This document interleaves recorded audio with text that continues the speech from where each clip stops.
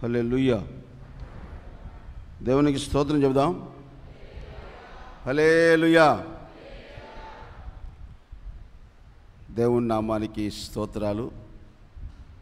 కూడి వచ్చిన మీ అందరికీ, చేరి వచ్చిన మీ అందరికీ, ప్రత్యేకంగా దేవుని సన్నిధిలో దేవుని వాక్కు కోసం వచ్చిన మీ అందరికీ యేసు ప్రభు నామంలో నా హృదయపూర్వకమైన వందనాలు. ఒకసారి మనస్ఫూర్తిగా సంతోషంగా పక్కన వారికి వందనాలు చెప్పండి. బాగున్నారా అని అడగండి. ఏందన్నా వినపట్ల నాకు అడిగారా?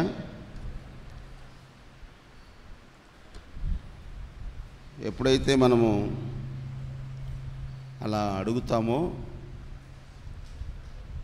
పలకరించిన అవుతున్నాం, బాగున్నారని అడుగుతున్నాం.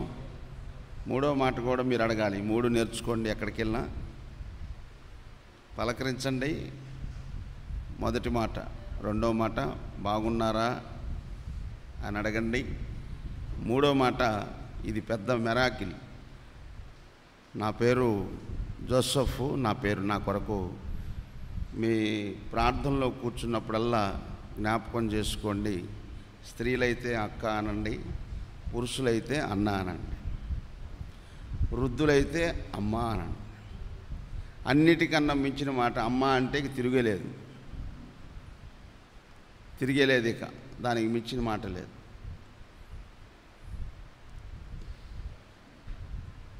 అమ్మ బాగున్నారా అన్నందుకు నాకు 5,000 ఇచ్చింది ఒక అమ్మ. ఎంత? అమ్మ బాగున్నారా? మీ కుమారులు, కోడళ్ళు, కుమార్తె, అల్లుడు, మనవళ్ళు, మనవరాళ్ళు అందరు బాగున్నారా? క్షేమమేనా అని అడిగా. మీ కొరకు ప్రార్థన కూడా చేస్తున్నాం అమ్మా అన్న. 5,000 ఇచ్చింది. నేనేం అడగలేదుగా.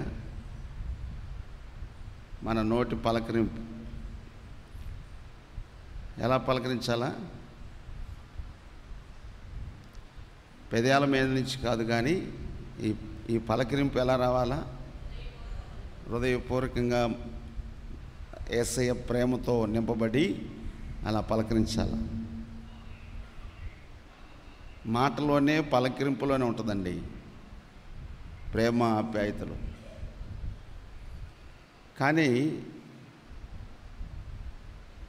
మీకు ఎన్నోసార్లు చెప్తూ ఉన్నాను, ఎందుకంటే మనం అలా ఉన్నప్పుడే దేవుడు గొప్ప కార్యము చేస్తారు. లేకపోతే మన పట్ల ఆయన కార్యాలు మనం చూడలేము. మీకు కొన్ని వాక్యాలు తీసి చూపిస్తాను పరిశుద్ధ గ్రంథంలో నుంచి. మత్తయి సువార్త 6వ అధ్యాయము 13వ వచనంలో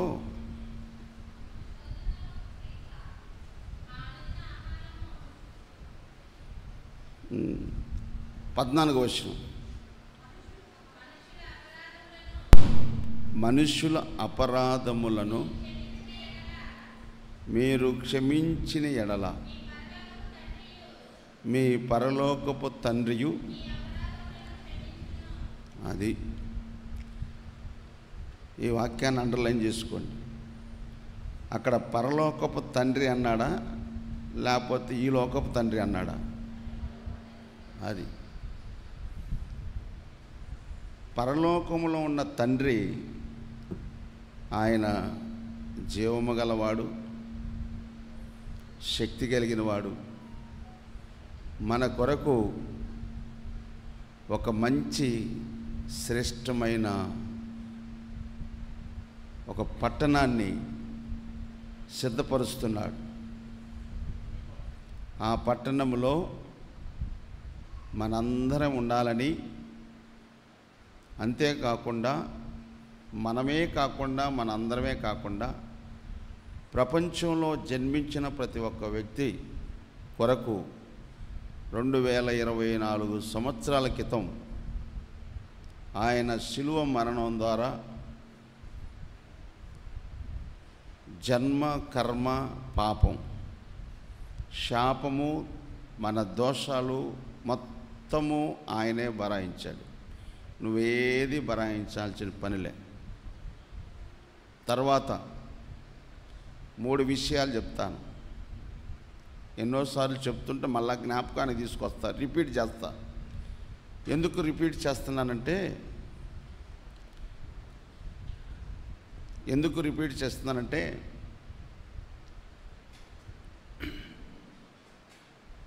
రిపీట్ అంటే చెప్పిన మాటను మరలా ఎందుకు చెప్పాల్సి వస్తుందంటే, ఒక ఆయన్ని పిలిచాను నేను, పక్కన నుంచోబెట్టి ఒక మాట అడిగా. పోయిన ఆదివారం ఇంట్లో ఏం చేశారయ్యా అని అడిగిదా. మాంసం వండారండి, తిన్నానండి అన్నాడు. ఈ ఆదివారం ఏం చేశారయ్యా అని చెప్పా. ఇంటికాడ వండి వచ్చామయ్యా అన్నాడు. పోయిన ఆదివారం వాక్యం ఏం చెప్పారయ్యా అన్న.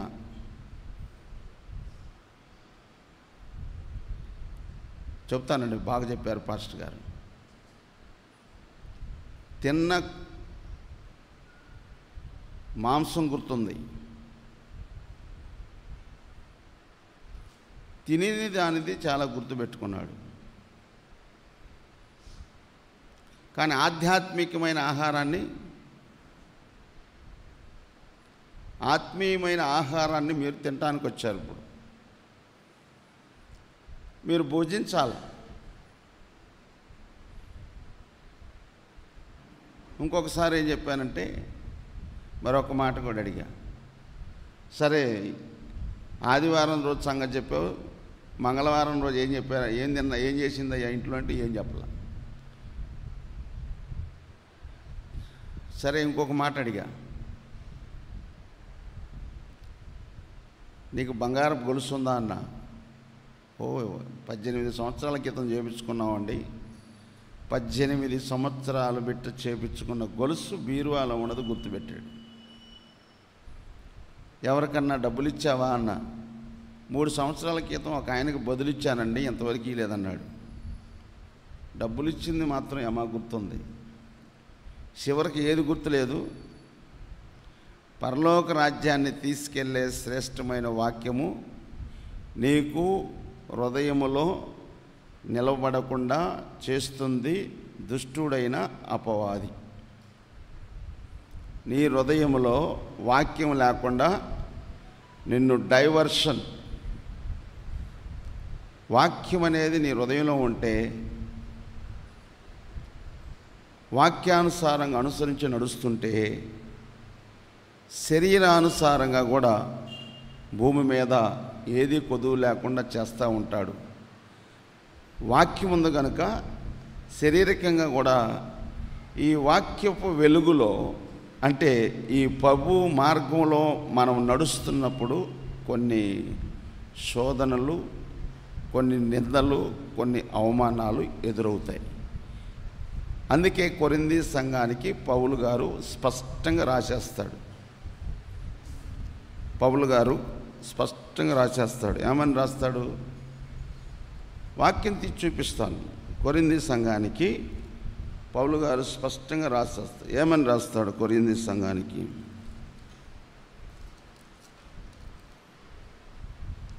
10వ అధ్యాయము 1వ కొరింథీ రాసిన పత్రిక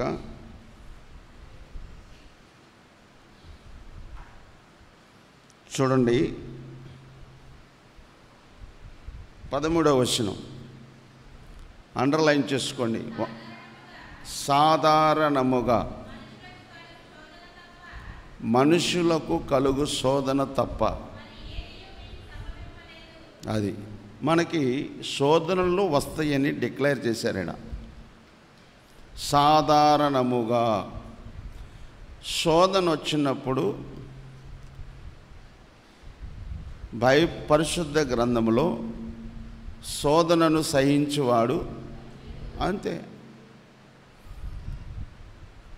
శోధనని సహించాల.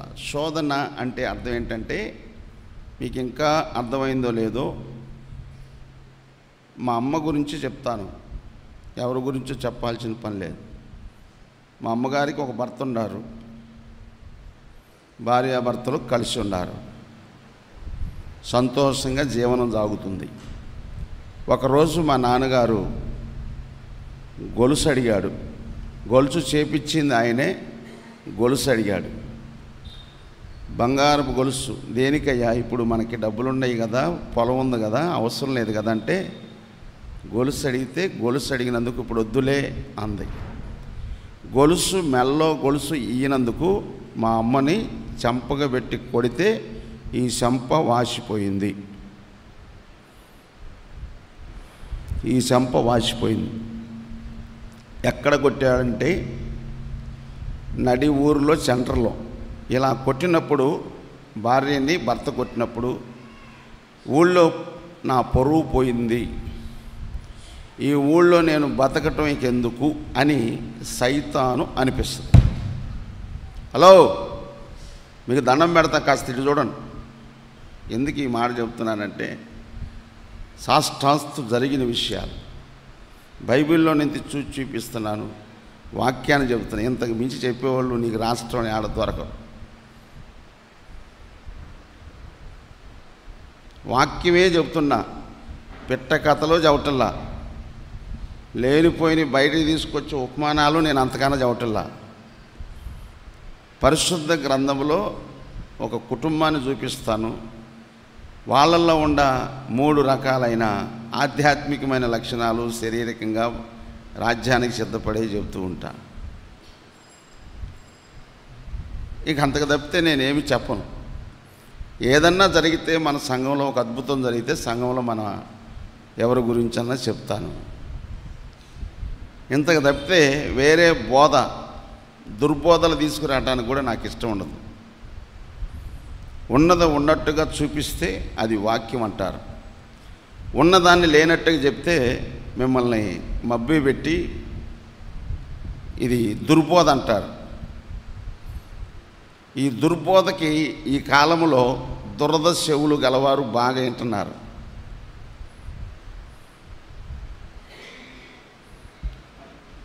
అసలు ఇంకొక మాట ఏముందో తెలుసా? ఆశ్చర్యపోతారు. స్వస్థతలు అద్భుతాలు కోసం కానీ ప్రభువుని అడిగితే వాళ్ళను పట్టుకొని ముఖాన్ని పట్టుకొని ఏమన్నాడు తెలుసా? ముఖాన్ని పట్టుకొని ఒక మాట అన్నాడు, వ్యభిచారులారా అన్నాడండి. అమ్మో బాబోయ్ అన్నాడు. యోనా కాలంలో ఏ అద్భుతం చేయకుండానే దేవుని సేవకుడెళ్ళి మీ మీదకి ఒక విపత్తు సంభవింపబోతుంది, పట్టణము నాశనం అయిపోతున్నారు ప్రజలన్నీ చెప్పంగానే, దైవజనుడు వెళ్ళి చెప్పంగానే రాజు మొదలుకొని చిన్నవాడు మొదలుకొని పెద్దవాడు అందరూ వచ్చి తన హోదాని తన స్థితిని పక్కన పెట్టి గోనెపట్ట కట్టుకొని ఉపవాసం ఉండి దేవుని యందు విశ్వాసం ఉండి తన చెడు మార్గమును విడిచిన దాన్ని బట్టి దేవుడు అది చూసి పశ్చాత్తాప్తుడై చేద్దామన్న కీడు చేయకమ్మా. యోనా కాలంలో ఏ అద్భుతాలు చేయలేదు కదండి, ఏ అద్భుతాలు చేయలే. నేను అద్భుతాలు గురించి లేవు అని చెప్పటల్లా, అద్భుతాలు చేస్తాడు కానీ దాని మీదే మనం కాన్సెప్ట్ పెట్టి పరిగెత్తకూడదు. ఓకే, ఒకసారి ఏదన్నా ఎవరికన్నా దేవుడు చూపించింది చెప్తే ఓకే, అది నెరవేర్చబడిద్ది. ఒకవేళ దేవుడు చూపించకుండా ఒక 50,000 రూపాయలు కానుకెత్తున్నారని, భార్యాభర్తలు ఉద్యోగం చేస్తున్నారని 100% మీకు పుట్టేది అబ్బాయే, ఇదే యెహోవాకు అన్నాడు అనుకో, పుట్టిన తర్వాత అమ్మాయి పుట్టింది. అమ్మాయి పుట్టిన తర్వాత ఉంటుంది ఇంగ్లీష్ పిక్చరు, తెలుగు పిక్చర్ కూడా కాదు. వీడు చెడింది కాక 100 మందిని జడగొడతాడు. పాస్టర్ గారు అబ్బాయే పుడతాడని చెప్పాడు. అబ్బాయి ఇంకొత్తరా, వీడు చెడిపోయింది కాక ఏదో అంటారుగా. దేవుడు చూపిస్తే చెబితే అది నెరవేర్చబడాలి, లేకపోతే చెప్పకూడదు. ఏదైనా జరగలేదనుకో, అందుకని వాక్యం మీద మీకు వాక్యం చెప్పాలి, వాక్యానుసారంగా మీరు నడవాలి. వాక్యానికే ప్రిఫరెన్స్. ప్రభువా నీ చిత్తం, బాబునిచ్చినా నీ చిత్తం, పాపనిచ్చినా నీ చిత్తం. ఒకవేళ బాబు పుడితే మాత్రం ఎగిరెగిరి దూకుతుంటారు మెట్ల మీద ఇంట్లో అందరూ. అమ్మాయి పుడితే ఎవడు దూకడం. ఎందుకనో అమ్మాయి పుట్టితే అబ్బాయి పుట్టినప్పుడు 2 కేజీలు స్వీట్ పంచే కన్నా అమ్మాయి పుడితే 5 కేజీలు స్వీట్ పంచండి, మీ అమ్మాయి దేశానికి రాని అవునుగా. ఆమెనానండి. అది జరగాల, జరిగితే అప్పుడు జరిగిపోవాలి. ఓకే, మన వాక్యాన్ని చెప్తున్నాను నేను. డైవర్స్ మళ్ళీ సైడ్కి వచ్చే కొన్ని విషయాలు అలా దేవుడు సైడ్కి తీసుకొస్తూ ఉంటాడు. ఇవన్నీ కూడా పరిశుద్ధాత్మ దేవుడు తెలియపరిచిన దాన్ని బట్టి నేను చెప్తూ ఉంటాను. కాబట్టి మనకి ఇక్కడ చూసినట్లయితే అమ్మకి మరి అమ్మ విషయం చెప్పాలి కదా. ఇక్కడ శోధన గురించి వచ్చాను, శోధనలో నుంచి మనం డైవర్స్ వెళ్ళాలి. ఇప్పుడు మా అమ్మని కొట్టడానికి ప్రేరేపించింది ఎవడు? మీరందరూ ఇక్కడ గుర్తరగాలి. మా అమ్మని చెంప మీద కొడటానికి ప్రేరేపించింది ఎవరు? ఏం మాట్లాడలే. దుష్టాత్మ, దురాత్మ. ఒక మాట చెప్పాలంటే ఇంగ్లీష్లో చెప్తానన్నట్టయితే ఓకే, అలా ఆత్మ ప్రేరేపించి మా అమ్మను కొట్టినప్పుడు సరే ఎందుకు గొడవ అని చెప్పి గొలుసు తీసిచ్చింది. తీసుకెళ్ళి తాకట్టు పెట్టుకున్నాడు. తెచ్చింది లేదు, ఇచ్చింది లేదు. అయినా మాట్లాడలేదు.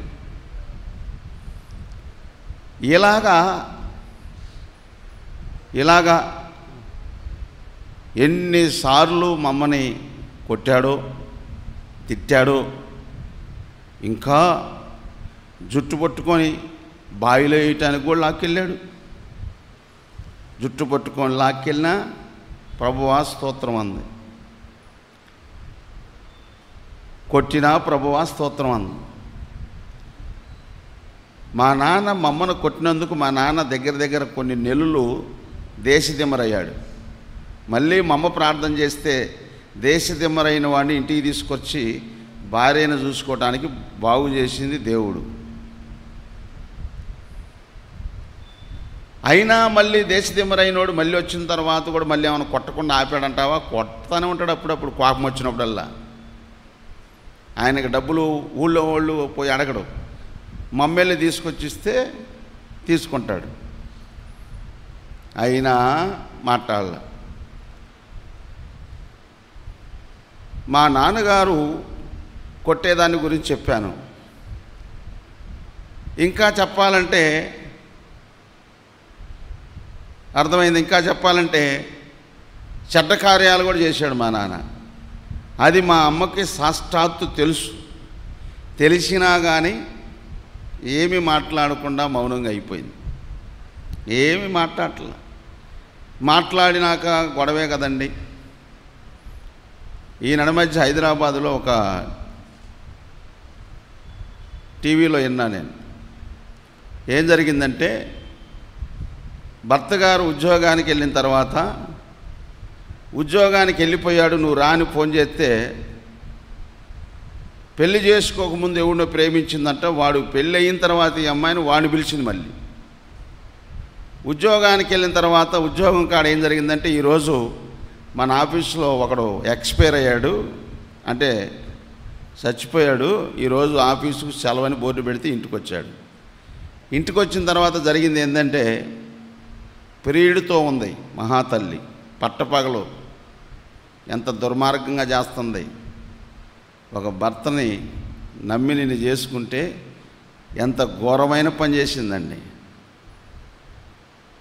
ఇది ఏం చేసిందో చూడండి. ఇక అలాంటి భర్త ఏం బతుకుతాడండి? నమ్మకస్తురాలుగా బ్రతకాల్సింది. పెళ్లి రోజు ప్రమాణాలు చేపిస్తారు. మరి ఆ ప్రమాణాలు ఏమైపోతాయని ఇంత దుర్మార్గంగానా? చెప్పండి, ఇంత దుర్మార్గంగానా? దేవునికి ఆయాసకరమైన పనులు ఇట్లాంటివి చేస్తే భూమి మీద మనం బ్రతికి దినాలు సుఖంగా ఎలా బ్రతుకుతామండి? నెమ్మదిగా ఎలా బ్రతుకుతాము? శాంతిగా ఎలా బ్రతుకుతాం? నిన్ను నమ్మి పెళ్లి చేసుకొని పిల్లలిద్దరు పుట్టిన తర్వాత ఇంత దుర్మార్గంగా జారత్వం జరిగిస్తూ ఉంటే దేవుని సన్నిధిలో ఇక ఒక్కొక్క కుటుంబము చిన్న భిన్నం అయిపోవటానికి గల కారణాలు ఇవే. కుటుంబాలు పాడైపోవటానికి కారణం ఇవే. దయచేసి ప్రియమైన దేవుని బిడ్డలారా, ఎందుకు ఇలాంటి విషయాలు ప్రభు మీతో మాట్లాడుతున్నాడో పరిశుద్ధాత్మ దేవుడు జాగ్రత్త. కొంతమంది డబ్బులు ఎర చూపించి వశింపజేసుకోవడానికి ప్రయత్నం చేస్తారు.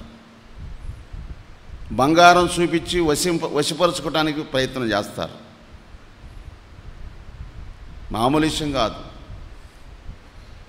ఇది చేసేది తనలో దురాత్మ జొరబడి అట్టాటి పనులు చేస్తూ ఉంటుంది. అందుకే ఆ దురాత్మ మనలోకి రాకుండా ఉండాలంటే సాష్టాస్తు యేసు ప్రభు వారి ఆత్మ నీలో ఉండాలి, హృదయంలో. అందుకనే దేవునికి లోబడి నుండి అపవాదిని ఎదిరించాలంటే దేవునికి లోబడి ఉంటే దేవుడు నీలో ఉంటాడు. నీవు దేవునికి లోబడపోతే నీకు దేవుడు నీలో ఉండడు. అప్పుడు ఇద్దరి మధ్య గొడవలు. ఎట్లా ఉండాలా? పీస్ఫుల్గా ఉండాలా, ఎప్పుడు నవ్వుతూ ఉండాలా. పీస్ఫుల్గా నవ్వుతూ సంతోషంగా ఆనందంగా భార్యాభర్తలు పిల్లలు ఉండాలంటే ఒక పెద్ద స్పెషల్ మెరాకిల్ చెప్తాను. కలిగిన దానిలో తృప్తి కలిగి బ్రతకాలి. కలిగిన దాంట్లో ప్రభు నాకు ఇది ఇచ్చావు, నీకు స్తోత్రమయ్యా, నాకు ఇది ఇచ్చావు, అందును బట్టి స్తోత్రాలు. అరే నీ భార్యను చూసుకొని నీ పిల్లలను చూసుకొని సాయంకాలానికి ప్రశాంతంగా కలిగిన దాంట్లో తృప్తి కలిగి, లేని దానికోసం ఆశపడకూడదు. కోరిక ఉండొచ్చు. కోరిక ఉన్నప్పుడు ఒకవేళ నీకు ఆశ ఉన్నప్పుడు, ఒకవేళ నీకు గోల్ రీచ్ అవ్వాలనుకున్నప్పుడు దానికోసం ముందు రీచ్ అయ్యేదానికోసం ముందు ఉపవాసం ఉండాలా, ప్రార్థించాలా, విశ్వాసం ఉండాలా, నిరీక్షణ ఉండాలా. అప్పుడు ఈ భక్తి, ఈ శారీరకంగా నువ్వు సమయాన్ని దేవుని సన్నిధిలో గడిపిన దాన్ని బట్టి నువ్వు రీచ్ అయిపోతావు. రీచ్ అయిన తర్వాత ఈ ఆత్మీయంగా ఎదుగుతున్నప్పుడు, శారీరకంగా ఆర్థిక ఇబ్బంది ఉన్నప్పుడు ఈ ఆత్మీయ స్థితిని చూసి వేరే ఒకళ్ళు వచ్చి నువ్వు శారీరకంగా చదువుకునేటప్పుడు కావచ్చు, ఏదైనా ఆర్థికపరమైన ఇబ్బంది కూడా నీకు తొలగిపోయేటట్టు ఇక్కడ ఆత్మ ప్రేరేపిస్తున్నాడు. కాబట్టి ఎదటి వారిలో ఆత్మ ప్రేరేపించబడి వారు నీకు సహాయం చేసేటట్టు చేస్తారు. ఆ తర్వాత సహాయం చేసేటట్టు చేసి నువ్వు ఎదిగి ఉద్యోగం వచ్చిన తర్వాత ఈ ఎదిగే టైంలో నీ భక్తిని చూసి కొంతమంది తునీకరిస్తారు, నీ శారీరకంగా ఆర్థిక ఇబ్బందిని బట్టి తునీకరిస్తారు. కానీ ఒకరోజు మాత్రం నువ్వు దేవుడు నిన్ను ఎత్తి పట్టుకున్నప్పుడు ఇవన్నీ కూడా ఆత్మీయంగా ఉన్నప్పుడు నిన్ను మాట్లాడిన మాటలు అంటే భక్తికి ప్రిఫరెన్స్ ఇస్తున్నావు కనుక నిన్ను మాట్లాడిన మాటలను బట్టి, శారీరకంగా నువ్వు ఆర్థిక ఇబ్బందిగా ఉన్నదాన్ని బట్టి, కొంతమంది మాట్లాడిన మాటలను బట్టి ఆ మాటలన్నీ నీ హృదయంలో నొచ్చుకోకుండా మర్చిపోయే అంతగా దేవుడు హెచ్చించునుగాక. ఇంకా విషయం చెప్పాలంటే, నేను మీ పాపములకి ఎన్నటన్నటికీ జ్ఞాపకము చేసుకొను అంటాడు. దేవుడే పాపాలను జ్ఞాపకం చేసుకోకపోతుంటే ఇక మనం ఎంతటోళ్ళమండి? గడిచింది గతం. ఇప్పుడు బైబిల్లో ఏముందంటే, ఒకడు కొత్తగా జన్మించితేనే కానీ వాడు పరలోక రాజ్యంలో చేరడని ఉంది. ప్రాచీన స్వభావమును విడిచిపెట్టి నవీన స్వభావమును ధరించుకొని జ్ఞానము కలుగు నిమిత్తము ఏం కలగాలంట? జ్ఞానము. మీరందరూ ఇక్కడ జ్ఞానవంతులు కాబట్టి వచ్చి అక్కడ కూర్చున్నారు. జ్ఞానం లేకపోతే, బుద్ధి లేని వారైతే ఇక్కడికి రారు. బుద్ధి కలిగిన వారు, జ్ఞానవంతులు దేవుని సన్నిధిలో దేవుని వాక్యాన్ని ఇందామని ఆ వాక్యం వినటానికి మీరు వచ్చారు. అందుకే మిమ్మల్ని దేవుడు జ్ఞానవంతులు అనిపిస్తున్నాడు. అందుకే మిమ్మల్ని బుద్ధిమంతులు అంటున్నారు. బుద్ధిమంతులైతేనే దేవుని సన్నిధికి వచ్చేది. జ్ఞానం గల్లారు, జ్ఞానం మాటలు వినాలని వస్తారు. మీకు జ్ఞానం కావాలంటే యేసయ్య దగ్గరకు వస్తే జ్ఞానం ఇస్తాడు. ప్రాచీన స్వభావాన్ని విడిచిపెట్టి నవీన స్వభావాన్ని ధరించుకోవాలి. పాత జీవితాన్ని వదిలిపెట్టి కొత్త జీవితాన్ని ప్రారంభించాలి యేసయ్యలో. అప్పుడు జ్ఞానము కలుగు నిమిత్తము అని రాయబడి ఉంటుంది. ఎప్పుడైతే యేసయ్యలోకి నువ్వు వచ్చావో, ప్రాచీన స్వభావం వదిలిపెట్టావో, యేసయ్య అడుగులో అడుగు వేస్తున్నావో, నీకు జ్ఞానము, తెలివి, వివేచనని, మెలకుని అనుగ్రహించునుగాక. ఈ 3 విషయాలు పలికిస్తున్నాడు. జ్ఞానము, తెలివి, వివేచనని, మెలకుని. 4 విషయాలు మీకు దేవుడు మీ హృదయాల్లో ఉండునుగాక. ఈ 4 విషయాల్లో 4వ మాట ఏంటంటే మెలకువ అన్నాడు. మెలకువ అంటే సాతానుగాడు చేతిలో పడకుండా. అందుకే ప్రభు సాష్టాత్తు చెప్పారు, నాయనా ప్రార్థన చేద్దాం రండి అంటాడు. ప్రార్థన చేద్దాం రండి అంటాడు. అన్న తర్వాత ప్రార్థన చేస్తాడు. ప్రార్థన చేయటానికి వెళ్తారు. ప్రార్థన చేయటానికి వెళ్ళి, ప్రభు నేను అంత లెక్కెళ్ళి ప్రార్థన చేస్తానయ్యా, మీరు ప్రార్థన చేయండి అన్నాడు. అక్కడికి వెళ్ళి ఆయన ప్రార్థన చేస్తున్నాడు. వీళ్ళు ఏం చేశారు? కొద్దిసేపు ప్రార్థన చేసి నిద్రపోయాడు. మళ్ళీ ప్రభు ప్రార్థన చేస్తూనే ఉన్నాడు. మళ్ళీ వచ్చాడు. మళ్ళీ ప్రార్థన చేస్తున్నాడు. మళ్ళీ వచ్చారు. నిద్రపోయారు అందే. కొంతమంది పొద్దున్న లేచిన కాంచి నిద్ర నిద్ర నిద్ర నిద్ర దెయ్యం. ఇది అమ్మలారా, నాన్నలారా, నిద్ర దెయ్యం యేసునామంలో తరువునుగాక. ఏం బావాలమ్మా? నిద్ర దెయ్యం. ఇక్కడ ఉంటున్న యవనస్తులు కొంతమంది 6-7 దాకా లేగొట్టలా. ఆ తల్లి తండ్రి మీరు మంచం మీద పనుకొని ఉంటే తిట్టినా కొట్టినా ఏదన్నా అంటే అలిగిద్దేమోనని, టిఫిన్ చేయదేమోనని, భోజనం చేయదేమోనని, చదువుదేమోనని హృదయాల్లో కుమిలిపోతున్నారు కొంతమంది తల్లిదండ్రులు. తల్లిదండ్రులారా, ఒక్క శుభవచనం చెబుతున్నా, నీ కూతురు కోసం, నీ కొడుకు కోసం ఈ రోజు నుంచి నువ్వు ముందుగానే లేచి, అయ్యా నా కూతురు పెద్దగా చెప్పకుండా ప్రభుకి చిన్నగా చెప్పు, మనసులో చెప్పు, ప్రభువా నీకు వందనాలు, నా కూతురు 7 గంటల దాకా పనుకుంటుందయ్యా. నేను చెప్పానా నా మీదకి ఎగబడిద్ది, నేను చెప్పానా కసురుకుంటుంది, నేను చెప్పానా ఈరోజు వండిన ఇడ్లీ తిందో, పూరి తిందో, ఉప్మా తిందో అలిగిపోయిద్ది. అలిగింది కాక సైతాను అటాక్ అయ్యి చదువు కూడా చదవదు. ఇంకా చెప్పాలంటే పరీక్షలు పోవటానికి కూడా నా కడుపులో నొప్పి వచ్చింది అన్నమాటది. పరీక్షలు కూడా ఎగ్గొట్టిద్ది. ఇంత ఘోరంగా చేస్తుంది నా కూతురు. అయ్యా నేను ఏమీ చెప్పలేకపోతున్నాను, నోరు మూసుకొని నీ సన్నిధిలో ప్రార్థన చేస్తున్నాను. నా కూతురు ఇలా 5ంటికి లేచేటట్టు మెలకు ఆత్మను ఆమెలోకి పంపించయ్యా, నీకు దండం పెడతానయ్యా, నీవే నాకు దిక్కయ్యా, నీవు తప్ప నాకు ఎవరు లేరయ్యా అని నువ్వు ఇసుకక్క, ఏంటి రాసుకోండి, విసుకక్క, రాసుకోండి అక్క, విసుకక్క, ఇసుక్కోకుండా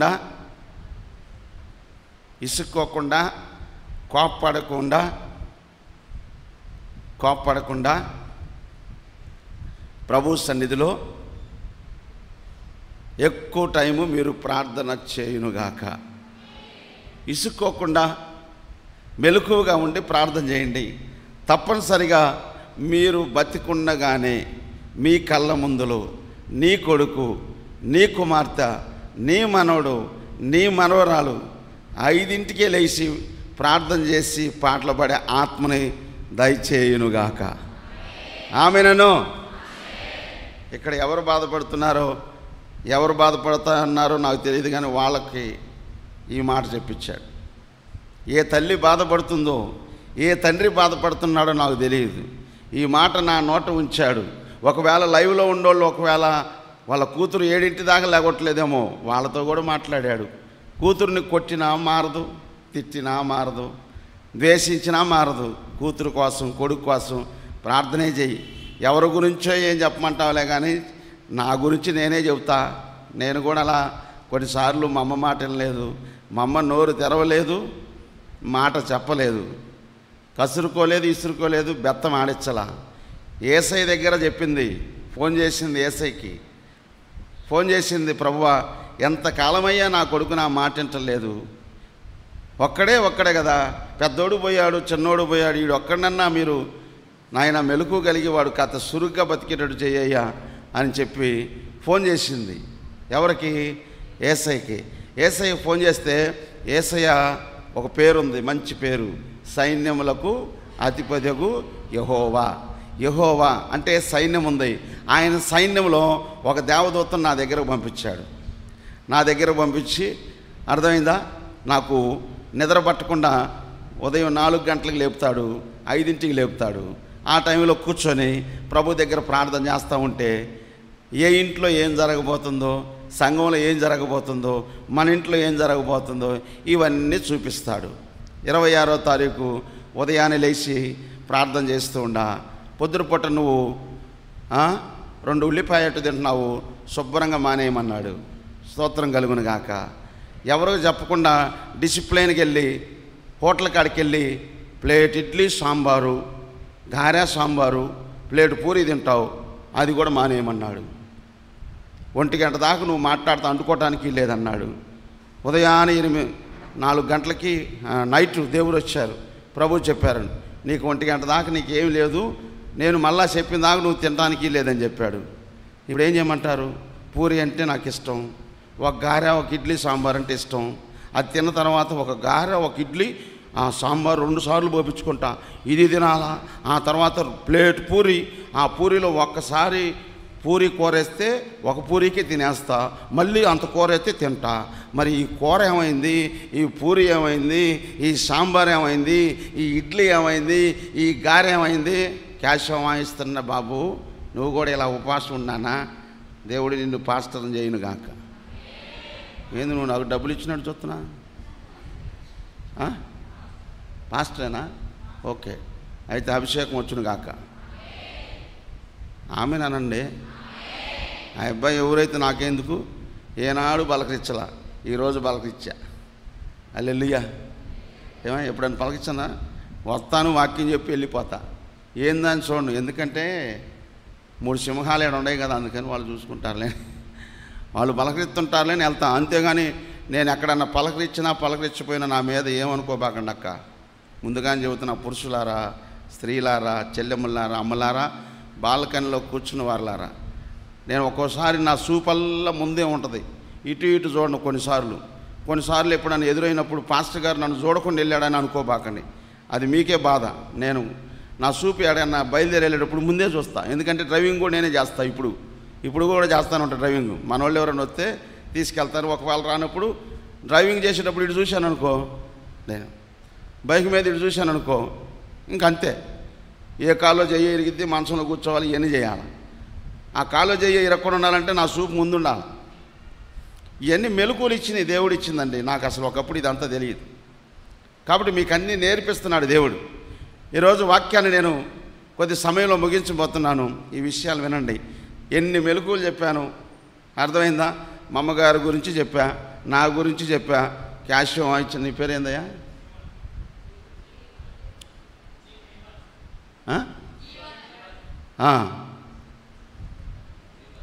జీవన్. ఏం పేరు పెట్టుకున్నావు? జీవము గల దేవుని సన్నిధి నీవు బ్రతుకు దినాలు నీతో వచ్చునుగాక. జీవము గల దేవుని సన్నిధి. ఈరోజు యేసయ్య చూపు ఎవరి మీద పడింది? మన చూపు కాదు, లేనిపోయింది. పొట్టి జక్కే మీద పడ్డట్టు యేసయ్య చూపు జీవనం మీద పడింది. పో, దేవుడు నీకు జ్ఞానాన్ని, జ్ఞాపక శక్తిని, తెలివిని, వివేచన అనుగ్రహించును గాక. ఇంతకుముందు మీ అమ్మ మీ నాన్న మాట వినకపోతే ఇక మాత్రం నాన్న అమ్మ చెప్పిందే ఇను. దేవుని మాట, సేవకుల మాట, తల్లిదండ్రుల మాట, 3 మాట నువ్వు విన్నావంటే కనపడ్డోడల్లా పెడతాడు. ఏంటి? అలాంటి కృప దేవుడు నీకు అనుగ్రహించును గాక. మీరంతా ఎట్టనవుతున్నారంటే ఆయన సంగతి ఏంది, మా సంగతి ఏంది అన్నట్టున్నారు. మీరు తెలియగలరు. మీరు ఆల్రెడీ ఉన్నారు కాక, అసలు ఆ యేసయ్య దగ్గరే ఉన్నారు. ఆయన కూడా ఉన్నాడు, కానీ ఇంకొంచెం పాస్టర్ గారు కాబట్టి పాస్టర్ ఇంకా అలా. జీవన్ బాబు, పోస్ట్ పెరిగి నాకు వస్తావా, లేకపోతే ఇంక గుడ్ బై చెబుతావా? కొంతమంది పోస్ట్ పెరిగిద్ది కదా, వింటున్నావా? పోస్ట్ పెరిగినా కానీ ఈ పోస్ట్ ఇట్టా అని అటు పెట్టుకో. ఇంత విధేయతగా వచ్చి ఇట్లా ఎప్పుడు వామిస్తూ ఉండవో ఇలాగ ఎప్పుడు చేస్తూ ఉండు. అర్థమైందా? ఈ టయాన్ని ఇక్కడ గడిపి తక్కిమ టైం అక్కడ గడుపు. పోస్ట్ పెరిగినాక నాకు విశాఖపట్నంలో ఉంది, నాకు బెంగుళూరులో ఉంది, నన్ను దుబాయ్ పిలిచారని బాకు. దుబాయ్ పక్కన పెట్టు, విశాఖపట్నం పక్కన పెట్టు, ఎక్కడైనా అది పక్కన పెట్టి ఇక్కడ ఈ స్థితిని మర్చిపోకుండా ఉండు. ఈ స్థితిని ఎంత ఎదిగినా యేసయ్య ఎదిగించాడు. మనం మానవుడు మనం. దేవుడు ఒక స్థితిని ఇస్తాడు. మన కింద స్థితిని ఎదిగినప్పుడు ఈ కింద స్థితిలో ఎదిగిన తర్వాత ఆ స్థితిని ఎప్పుడు మర్చిపోకుండా ఉండాలి. అర్థమైందా? నాకెప్పుడు దేవుడు జ్ఞాపకం చేస్తాడు. ఏం జ్ఞాపకం చేస్తాడు తెలుసా? నేను చచ్చిపోయిన శవాన్ని తోలి ఇంటద్ది లేకపోతే ప్రార్థన చేశా, శవాన్నన్నా పంపించాయా, 500 ఆ సోదరులమ్మ డబ్బులు ఇవ్వకపోతే ఇంట్లోకి ఇవాళ రానినంది సోదరి ఇస్తుంది అన్నమాట. ఇల్లు అద్దె తీసుకున్నా, 2500 డబ్బులు లేవు. 3 రోజులు పెట్టి అద్దెవల. అప్పుడు చెప్పిన డేట్ కూడా అయిపోయింది. సాయంకాలం ఇంటికి తాళం వేస్తా అనే పరిస్థితి వచ్చింది. పాస్టర్ గారు బాధపడేటట్టు ఉంది. పిల్లలు ఏం చేయాలా, వాళ్ళని ఆడబెట్టాలా. పొద్దున్నే 4 గంటలు 5ంటికి లేచా, 5ంటికి లేచి ప్రార్థన చేశా. బస్టాండ్ దగ్గరికి వెళ్తున్నానయ్యా, చచ్చిపోయిన శవాన్నన్న బాడికి తోలి డబ్బులు తీసుకొచ్చి ఇంటి కట్టుకుంటానని ప్రార్థన చేస్తే వాడెవడో ఆ కనిగిరి అతను చచ్చిపోయాడు హాస్పిటల్. ఆడెవడో వచ్చాడు, అయ్యా శవాన్ని తీసుకెళ్ళాలి బాడికి వస్తానంటే వస్తాను. 6 గంటలకు నేను ఆడికి వెళ్ళిపోయాను. రాగానే ఈడ ఏదో ప్రార్థన చేశాను అట్లా అని వాడు వచ్చాడు. వాళ్ళు వచ్చి తీసుకెళ్తే పోయేటప్పటికి కరెక్ట్గా 2500 వచ్చినాయి. వచ్చేటప్పుడు ఆయిల్ డబ్బులు వచ్చినాయి. తీసుకెళ్ళి ఆ ఇంటికి వెళ్ళాలని చేతిలో సాయంకాలానికి ఇచ్చేసా. చప్పట్లు కొట్టు, హల్లెలూయా. ఆ సమయంలో ఒక్కసారి ఇంటికి తాళం వేస్తానంటే ఎట్లా ఉంటుంది జీవనం? ఒక్కసారి మానవత్వంగా ఆలోచించు. అర్థమైందా? అవన్నీ మర్చిపోకూడదు నాన్న. ప్రభువు ఇంత చేశాడే, నన్ను ఈ స్థితిలో ఉంచాడని మర్చిపోకుండా జ్ఞాపకాన్ని తెచ్చుకోవాలి. అందరితో మాట్లాడుతున్నాడు ఈ విషయాలు. హల్లెలూయా. మంచిది. ఇవన్నీ కూడా మనకి శోధనలు. ఇప్పుడు మళ్ళా 10వ అధ్యాయంలోకి వచ్చేద్దాం రండి. సాధారణముగా చదవండి, ఒక్కళ్ళు చదవండి. సాధారణముగా అండర్లైన్ చేసుకోండి అమ్మ అందరూ. చదువుకున్నవారు చదువుకున్న వారికి కూడా పక్కన వాళ్ళు తీసి చూపించండి. మనకి భూమి మీద బతికుండగా శోధనలు వస్తాయి. ఈ శోధనను సహించువాడు అంతే. యేసు నామములో మీరందరూ ధన్యులు అగుదురుగాక. ఇంతకీ ధన్యులని ఎవరినంటారు? బైబిల్లో మరియమ్మ గారిని ఏమన్నారు అన్నారా? మరియమ్మ గారు ప్రపంచం మొత్తాన్ని తెలిసిందా లేదా? ఏం చెప్పలేంది? మరియమ్మ గారు ప్రపంచం మొత్తానికి తెలిసింది, ప్రపంచ దేశాల మొత్తానికి. మరియమ్మ గారికి పుట్టిన కుమారుడు ప్రపంచ దేశానికే. ఎంత గొప్ప భాగ్యమో, ధన్యురాలండి. యేసు ప్రభు సాక్షాత్తు ఆమె గర్భాన జన్మించాడు. తల్లి అనిపించుకునే భాగ్యం, ధన్యురాలనిపించుకునే భాగ్యం. అందుకనే ఇప్పుడు ఏమంటున్నానంటే శోధనను సహించేవారు ధన్యులు. ఇప్పుడు మీకు ఒక చిన్న విషయం చెప్పాలా. ఆమె ధన్యురాలు అనిపించుకోవటానికి కారణం, ఇప్పుడు ఆమెకి, ఆమె భర్తకి యేసేపుకి, వారికి పుట్టిన కుమారుడికి శోధన వచ్చిందా రాలేదా చెప్పాలి మీరు. దేవదూత వచ్చి ఏం చెప్పింది? అయ్యా మరియా, యేసేపు ఈ బిడ్డను తీసుకొని ఏ దేశానికి వెళ్ళమన్నాడు? ఏ దేశానికి? Thank you. నీవును నీ భార్యని తీసుకొని చదువు. తీసావా? చదువు అమ్మా. శిశువును ఆయన తల్లిని వెంట పెట్టుకొని ఐగుప్తీనకు వెళ్ళిపోయి నేను మీతో తెలియజేయ వరకు అక్కడనే ఉందువని తనతో చెప్పాను. లెగిచి అమ్మా వినండి, లెగిచి రాత్రి వేళ శిష్యును తల్లిని తోడుకొని, చప్పట్లు కొట్టండి చాలు. అదంతా చదివించాలంటే చాలా టైం పట్టిద్దమ్మా. ఒక్క మాట వచ్చి దేవదూత వచ్చిందా లేదా?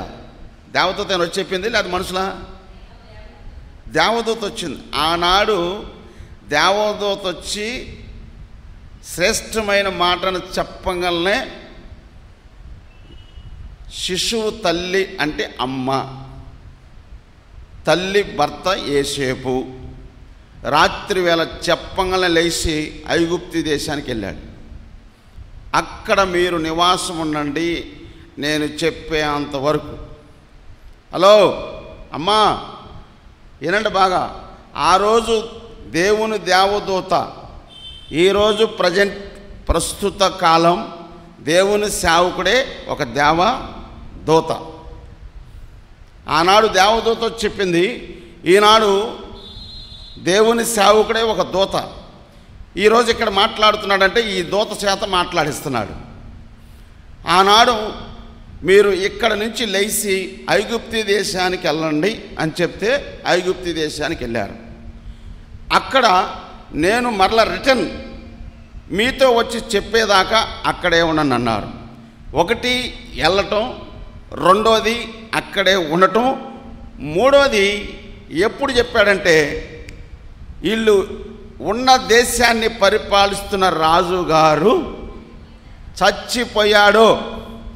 చనిపోయిన తర్వాత మరలా దూతొచ్చి లెగిసి మీరు ఇక్కడ చదువు. ఎవరమ్మా? హేరోదు అంటే ఎవరైనా?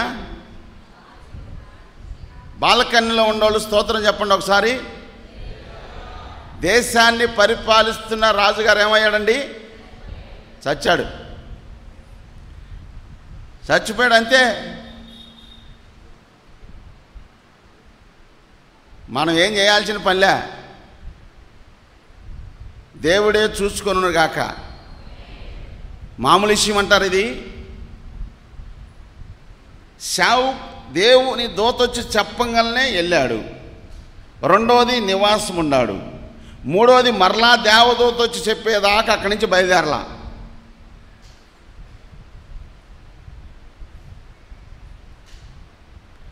ఇది చూడండి, సాక్షాత్తు ఏదైతే దేవదూత చెప్పాడో చెప్పిన మాట ప్రకారం చేశారు. ఈరోజు కూడా నువ్వు దేవుని మాట, దేవుని ఆత్మ ప్రేరేపించిన దైవజనులు, ఆత్మచేత నింపబడిన దైవజనులు నోట వస్తున్న మాట ఇంటే భూమి మీద నీవు బ్రతుకు దినాలు. ఆనాడు దావీదేనా చెప్పింది, ప్రభువా నీ కృపాక్షేమములు నా వెంట వచ్చునుగాక. మీకు మీ పిల్లలకి యేసయ్య కృపాక్షేమములు, దావీదుకు చూపిన కృపాక్షేమములు, దావీదుకు చూపిన శాశ్వతమైన ప్రేమను మీతో ఉండునుగాక. ఒక సేవకుడుగా నేను నా నోట పలికిచ్చిన మాటని దేవుడు నెరవేర్చునుగాక. నమ్మిన వారు గట్టిగా స్తోత్రం చెప్పు. రెండోసారి చెప్పు, మూడోసారి చెప్పు. అలాంటి ప్రేమ ఆత్మని మిమ్మల్ని కమ్ముకొనుగాక. ఇప్పుడే కమ్ముకొనుగాక. మీ నోటి నిండా నవ్వుండునుగాక. మీ హృదయం నిండా శ్రేష్టమైన వాక్యాన్ని నింపుకొని అనుసరించి నడుసుదురుగాక. చూసారా? దేవుడు మాట వినండి, దేవుని సేవకులు మాట వినండి. వాస్తవం ఇది. వినండి అమ్మ, వింటే మంచిది. ఇప్పుడు మళ్ళా ఇక్కడే చదువుతున్న మళ్ళీ తర్వాత మాట ఉంది. ఇక్కడికి వచ్చేయండి. కొరింథీ సంఘానికి పౌలు గారు రాస్తున్న మాట చదువు.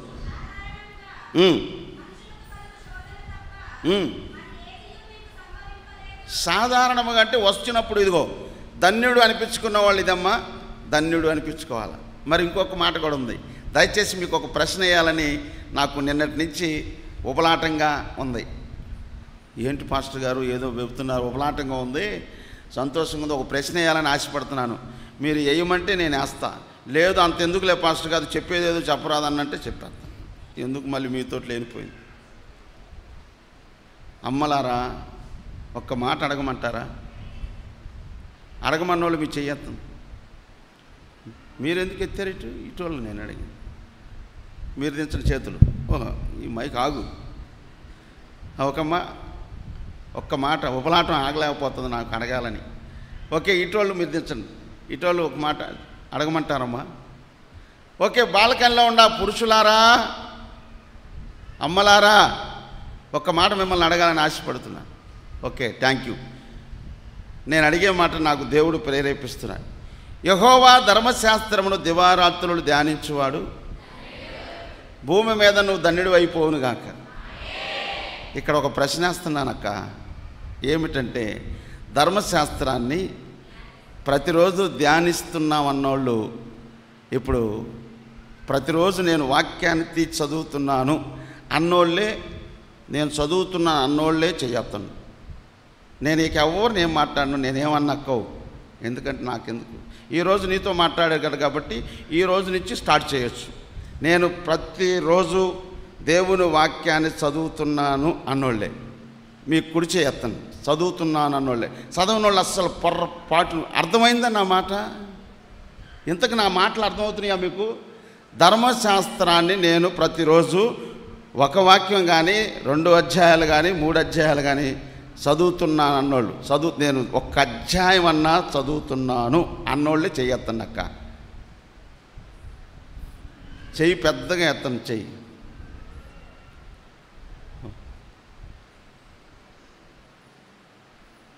ఓకే, చెయ్యి దించండి. నేను ధర్మశాస్త్రాన్ని నేను చదవటం లేదు ప్రతిరోజు అన్నోళ్ళని మీ కుడి చెయ్యి కూడా ఎత్తండి. సగం ఎత్తబాకండి, మొత్తం ఎత్తండి. చెయ్యి అంటే పెద్ద చెయ్యి ఉంది, నాకుంది, ఇదిగో నేను ఎత్తే చెయ్యి. కొంతమంది వద్దించండి అట్టయితే. నాకు 1000 నోరులుంటే చెప్పేవాడిని మీకు, ఒక్క నోరే ఉంది నాకు. ఇప్పుడు 1000 నోరులతో చెప్తున్నా నా యేసయ్యను బట్టి. మీరు ఇంటికి వెళ్ళినాక దేవుడు నాతో చెప్పింది ఏంటంటే, మీ కొరకు ప్రార్థన చేస్తుంటే ఉబలాట పడుతుంది నా ఆత్మ. ఏంటి ఉబలాటం అంటే, సంఘంలో కాస్త ఆత్మీయంగా ఎదగాలని నేను ఆశపడుతున్నాను అంటానని నా ప్రభువు చెప్తున్న మాట ఏంటంటే, ప్రభువు కూడా ఆశ అంట. మీరంట ధర్మశాస్త్రాన్ని చదివితేనంట శోధనలో పడకుండా, కీడులో పడకుండా, నాశనము మీకు మీ కుటుంబానికి రాకుండా కాపాడుతానని పరిశుద్ధాత్మ దేవుడు తెలియపరిచాడు. అందును బట్టి స్తోత్రం కలుగునుగాక. ఇక రేపటి నుంచి అక్క తెలుసో తెలియకో ఈ రోజు వరకు చదవలేదు, రేపటి నుంచి అన్నా నేను చదువుతాను. చదివితే మీకేం జరిగితే తెలుసా? నువ్వు బాధలో ఉంటే ఆ వాక్యం నిన్ను ఆదరిస్తుంది, నువ్వు వేదనలో ఉంటే ఆ వాక్యం నిన్ను బతికిస్తుంది. కొన్నిసార్లు కొంతమంది నాకు చెబుతారు, చచ్చిపోదాం అనిపిస్తుంది పాస్టర్ గారని. నేను చచ్చిపోదాం అనుకున్న వాళ్ళకి వాక్యం తీసి చూపించి వాక్యాన్ని చెప్తే వాడు ఇప్పటివరకు సావకుండా బతికున్నారు. కాబట్టి నేనే వచ్చి మీ ఇంటికి చెప్పాల్సిన పని లేదు. మీ ఇంటిలో మీ చేత్తో బైబిల్లో ఉందన్నోళ్ళు చూపించండి. ఒకసారి బైబిల్ తీసుకొచ్చిన వాళ్ళు చూడండి, ఒకసారి వీడియో తీయమ్మా, చూపిండి. ఏంటి కింద ఇట్లా చూపించండి బైబిల్. ఓకే, ఈ ధర్మశాస్త్రం మీరు పట్టుకున్న ధర్మశాస్త్రం మిమ్మల్ని 3 రకాలైన ఆశీర్వాదం ఇచ్చునుగాక. 1 ఆత్మ సంబంధమైన ఆశీర్వాదం, 2వది శారీరకంగా ఉల్లాసంతో హృదయాన్ని నింపిద్ది, 3వది పరలోక రాజ్యంలో ఉండే భాగ్యాన్ని ఇస్తుంది. ఈ భూమి మీద బతికినప్పుడు శోధనలో నుంచి తప్పించునుగాక. బైబిల్ దించండి, చేత్తో పట్టుకోండి.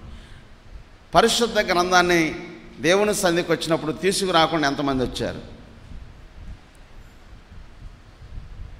బైబిల్ తీసుకోకుండా ఎంతమంది వచ్చారు? వచ్చిన వాళ్ళు చేయొద్దండి, కింద కూర్చున్నాడు మాల కింద బైబిల్ తీసుకోకుండా వచ్చిన వారు. అర్థమైంది నా మాట?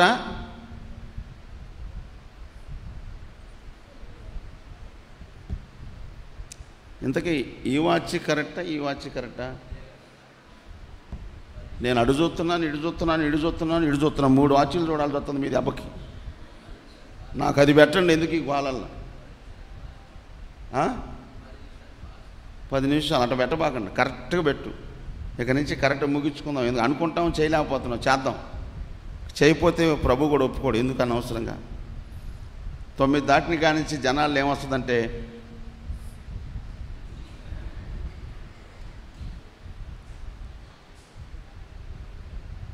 ఎట చూస్తున్నారు, కాస్త ఎదురుగా మనం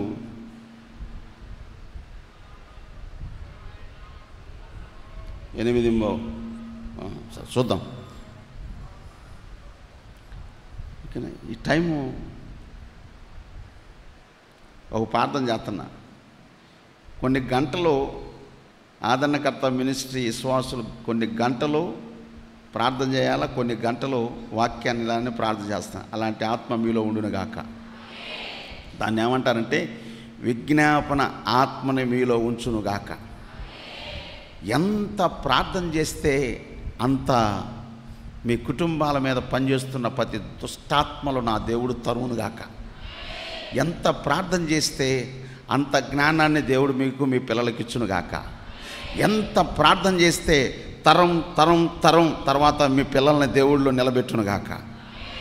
ఈరోజు తల్లుల గురించి కొడుకులు మనవాళ్ళు చెప్పుకోగలుగుతున్నారంటే తల్లులు చేసిన ప్రార్థన, సేవకులు చేసిన ప్రార్థన ఆ ప్రభు అకౌంట్స్లో దాచిపెట్టి ఒకరోజు ఓపెన్ చేస్తాడు. ఆ ఓపెన్ చేసినప్పుడు దేవదూత వస్తుంది, అద్భుతం జరిగిస్తాడు. అది చెప్పేది. దేవుని సేవకులు మొత్తుకుంటున్నారు. ఇంకొక మాట కూడా చెప్పాడు ప్రార్థన చేస్తుంటే, కుటుంబ ప్రార్థన చాలామంది చేయటం లేదని ప్రభు చెప్పారు. నాకు పరిశీలన చేసుకోండి ఇక్కడ కూర్చున్నోళ్ళు. ఇవన్నీ నాకు నేను ప్రార్థనలో కూర్చుంటే చెప్పమన్న మాటలేనండి సంఘంలో. ఇదంతా మీ దేవుని బిడ్డలు మీరంతా. నాతో ఏం చెప్పారు తెలుసా? ప్రార్థన చేస్తుంటే కుటుంబంలో ప్రార్థన చేయటం లేదు కొంతమంది, కుటుంబ ప్రార్థన అని చెప్పేశాడు. ఈరోజు నన్ను చెప్పమన్నాడు. కుటుంబ సమేతంగా సాయంకాలం కూడుకొని ప్రార్థన చేసిన తర్వాత భోంచేయండి. కుటుంబ ప్రార్థన ఉండాలి, వ్యక్తిగత ప్రార్థన ఉండాలి, సంఘంతో కలిసి ప్రార్థన చేయాలి. ఈ 3 విషయాలు మీలో ఉండునుగాక. ఈరోజు కొత్త కోణంలో కొత్త విషయాలు మాట్లాడుతున్నారు. ఇవన్నీ వ్యక్తిగత ప్రార్థన ఉండాలి, కుటుంబ ప్రార్థన ఉండాలి, చెప్పండి, సంఘ ప్రార్థన ఉండాలి. ఈ 3 మీలో ఉండయలేదో ఒక్కసారి పరిశీలన చేసుకోండి. కొంతమంది వ్యక్తిగత ప్రార్థన చేసుకుంటున్నారు, కుటుంబ ప్రార్థన లేదంట. నాతో చెప్పాడు. సంఘంతో కలిసి చేస్తున్నారు, వ్యక్తిగత ప్రార్థన చేస్తున్నారు. కుటుంబ ప్రార్థన ఉందా? మీ కుటుంబాన్ని మీరు జ్ఞాపకం చేసుకోండి. ఇలా కూర్చుంటున్నారా? ప్రేమగా కూర్చొని, అబ్బాయి కూర్చో అని పలకరించు. అలా ప్రార్థన చేయాలి. రైట్, మంచిది. ఇక్కడ మనం చూసినట్లయితే తర్వాత చదువుమా. దేవుడు నమ్మదగిన వాడంట. అమ్మా అయినండి, ఎవరంట ఆయన? చూడండి, దేవుడంట నమ్మదగినవాడండి. ఆయన దేవుడు నమ్మదగినవాడు, మీరు సహింపగలిగినంత కంటే ఎక్కువగా. వినండమ్మా, మీరు సహింపగలిగినంత కంటే శోధన తప్ప అంతకు మించి మీకు శోధనను బరాయించలేవని తెలుసుకొని అంతవరకు ఆపేస్తాడు. చదువు తర్వాత మరి చివరగా, అంతేకాదు సహింపగలుగుటకు ఆయన శోధనతో కూడా, చప్పట్ల కొట్టు,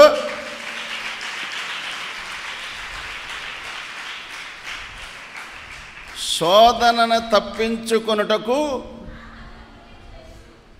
అమ్మా మార్గాన్నిదో. అలో, ఇందాక యేసేపు మరియా కుమారుడు యేసు ప్రభు తప్పించుకోవటానికి మార్గాన్ని దేవదూత సాక్షాత్తు వచ్చి తప్పించాడా లేదా? హేరోదు రాజు చేతిలో పడకుండా. ఏం మాట్లాడరు? ఏం మాట్లాడరమ్మా? ఓకే, ఆ రోజు యేసు ప్రభు వారిని, తల్లి గారిని, తండ్రి గారిని తప్పించారు కదా. ప్రజెంట్ నేను ఒక్క మాట చెప్తాను. నేను దగ్గర దగ్గర 28 సంవత్సరాల క్రితం నన్ను ఉదయం 6 గంటలకి 10 మంది రౌడీలు ఆటో వేసుకొని వచ్చారు. ఇటు చూడండి, 10 మంది రౌడీలు ఆటో వేసుకొని వచ్చారు.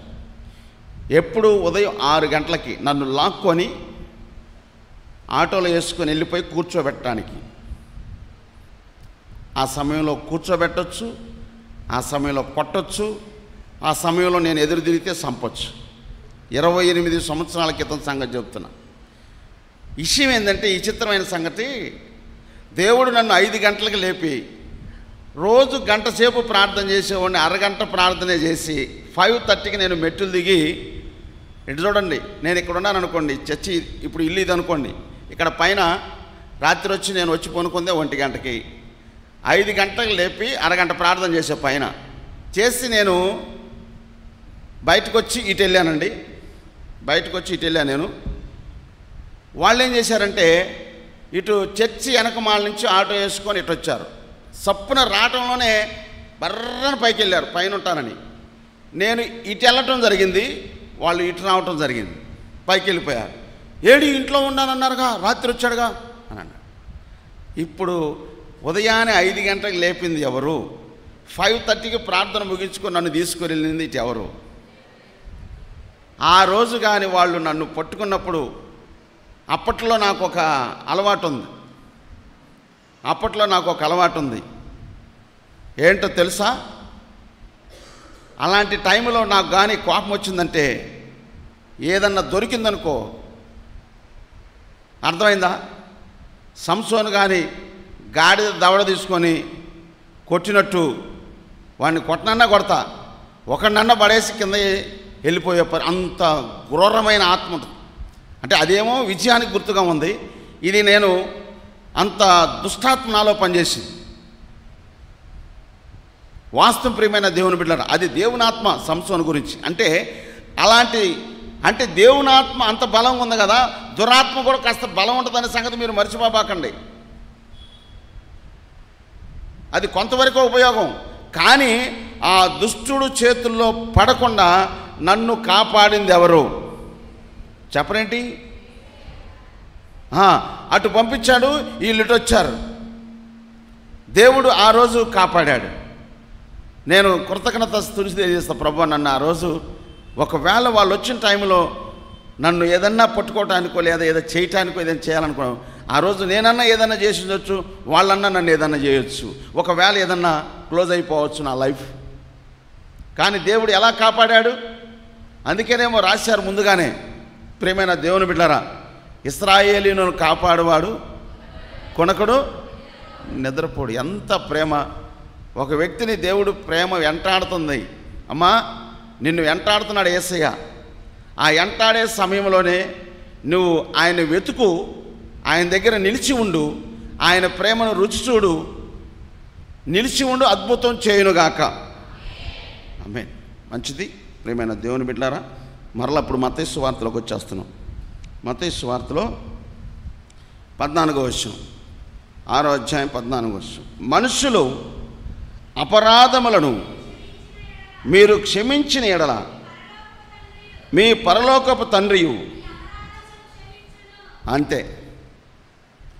ఇక్కడ ఉన్నవారు, నేను ఇక మనుషులు అపరాధాలు ఒకవేళ ఎవరైనా తప్పు చేస్తే వాళ్ళని నేను క్షమిస్తున్నాను అన్నోళ్ళు, క్షమించే గుణలక్షణం మనకి ఉండాలి.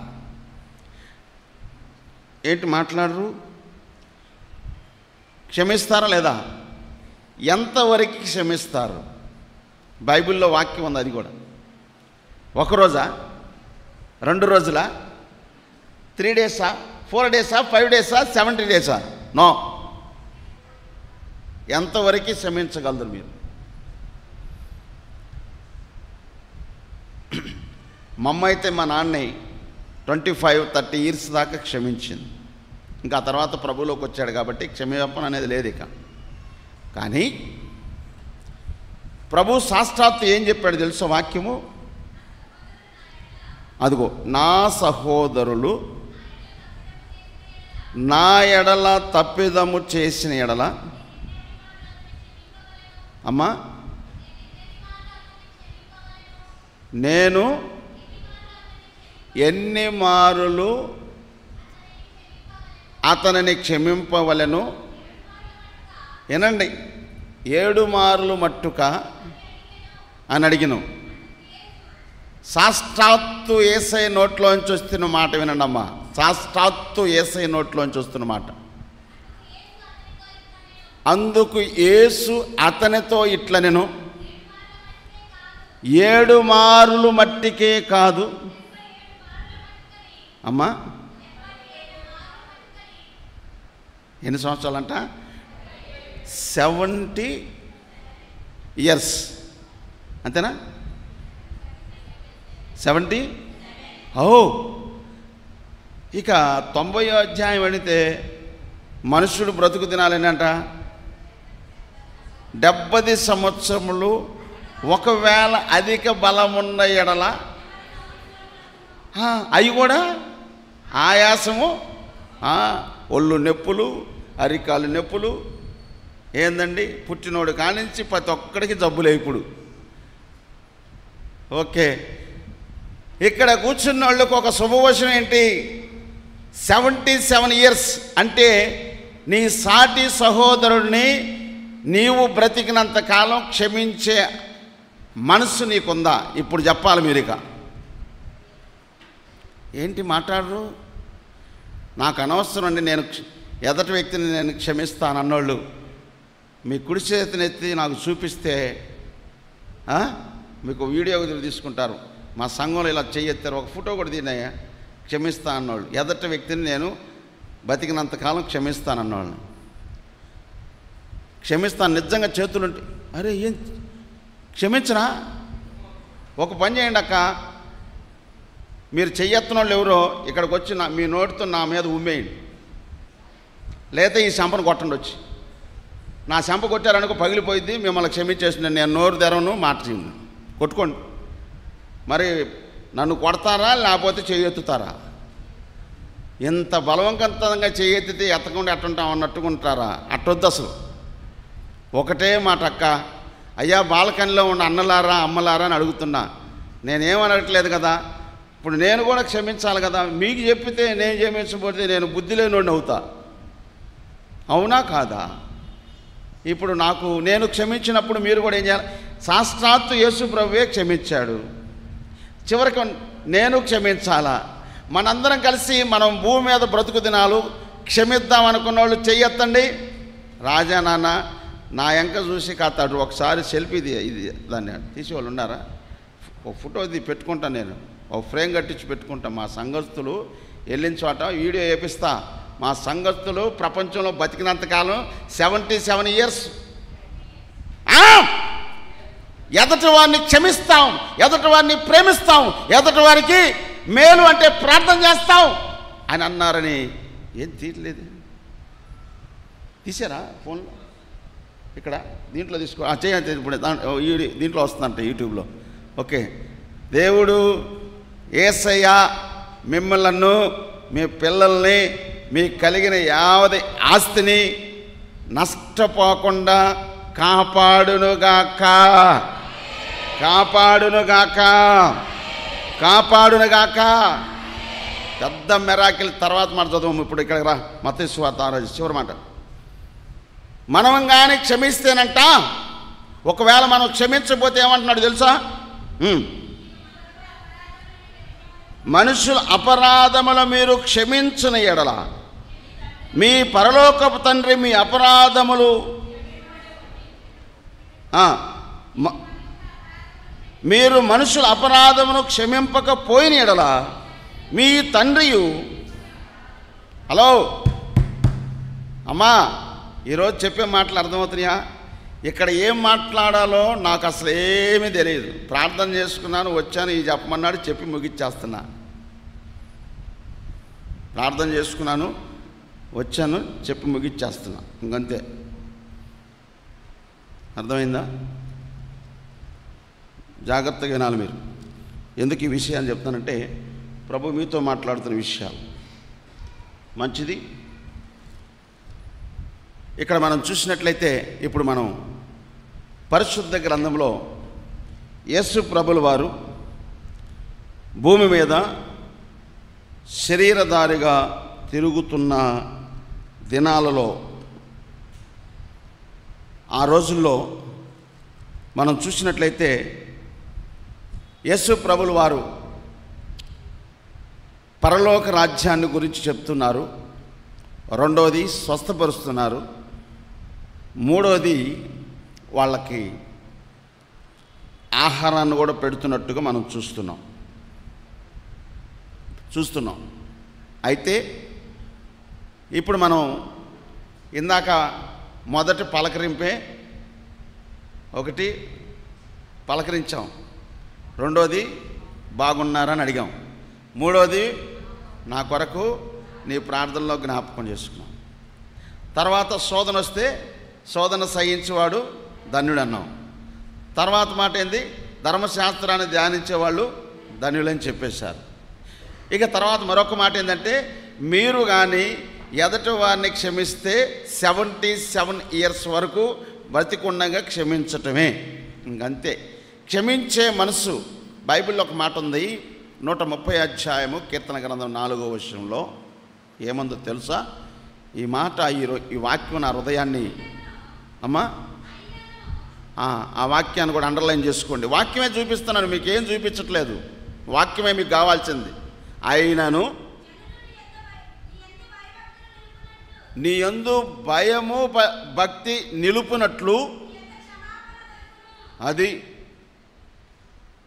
అమ్మా జనులు భయము ప్లస్ భక్తి ఉండాలంట. భయం ఉండాలి, భక్తి ఉండాలి. కొంతమందికి భయం ఉంటే భక్తి ఉండదు, భక్తి ఉంటే భయం ఉండదు. ఈ రెండు కలిసి ఉండాలి. ఈ రెండు కలిసి ఉండాలి. భయం ఉండాలి. అయినను జనులు మీ యందు భయభక్తులు నిలుపునట్లు ఆయన యొద్దనే. ఒక్కసారి మీరు వాక్యం ముగించిన తర్వాత, ప్రభువా నీ సన్నిధిలో నేను భయము కలిగి ఉండాలి, భక్తి కలిగి ఉండాలి. ఈ భయము భక్తి ఉంటే కీర్తన గ్రంథం 128:4 అనుకుంటా, యెహోవా సియోనులో నుండి ఆశీర్వదించునన్ను చూడమ్మ. అక్కడ యెహోవా నిన్ను ఆశీర్వదించును, నీ జీవితకాలం అంతయు యెరూషలేమునకు క్షేమము కలుగుట చూసేదవు. ఆ మాట అండర్లైన్ చేసుకోండి. ఆ మాట అండర్లైన్ చేసుకోండి. పిల్లల్ని చూచుదురుగాక. కొంతమందికి ఎట్టుందంటే, నేను ఈ ఎండదెబ్బకు చచ్చిపోతానే ఉంటుంది. నువ్వెందుకు చచ్చిపోతావు? చచ్చిపోయే ప్రసక్తిలే. చచ్చిపోతావా? ఇటు చూడు,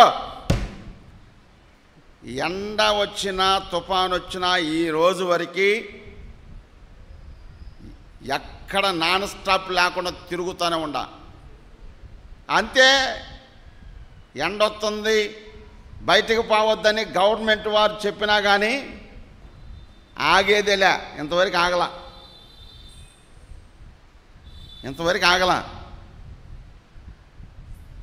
ఎక్కడ గాలి ఉండా, ఎక్కడ గాలి లేకపోయినా, చెమటలు పట్టినా, బన్నీ తడిసినా, ఇక బట్టలే తడిసినా కానీ ఆగేలే. వెళ్ళటమే.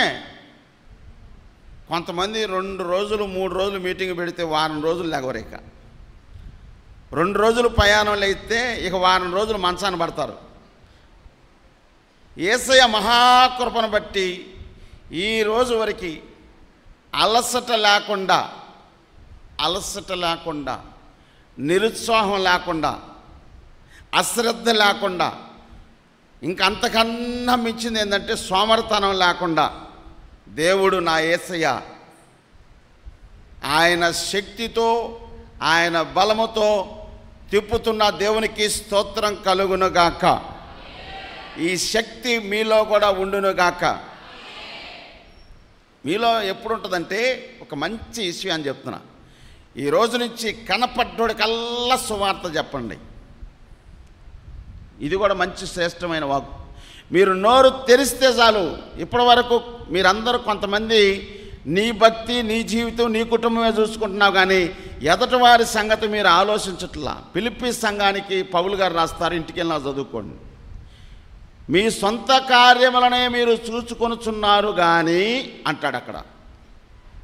ఇతరుల కార్యాలు మీరు ఎందుకు చూడరు అంటారు పౌలు గారు ఫిలిప్పీ సంఘానికి చెప్తారు. ఎందుకు మన సొంతం అంటే, ఇది సొంతం, మన భక్తి వరకే చూసుకుంటున్నాం. మరి ఎదటివారి సంగతి ఏంటి అంటే అర్థం ఏంటంటే, ఎదటి వారికి నువ్వు డబ్బుగా ఇవ్వాల్సింది సువార్త.